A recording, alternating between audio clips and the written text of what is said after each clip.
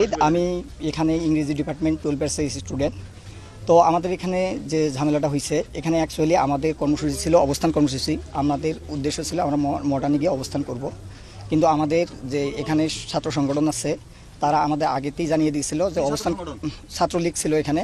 তো ওরা আমাদের জানিয়ে দিছে যে এখানে হচ্ছে আপনাদের অবস্থান কর্মসূচি করা যাবে না, আপনারা হচ্ছে পদযাত্রা করেন। আমরা সেটাতে একমত হয়ে আমরা এখানে পদযাত্রা করার জন্য ইচ্ছুক ছিলাম, কিন্তু তারা পরবর্তীতে আমাদের আরও ফোর্স করে আমাদের যে সবার সাথে কথা ছিল আমরা হচ্ছে পদযাত্রা করে চলে আসব।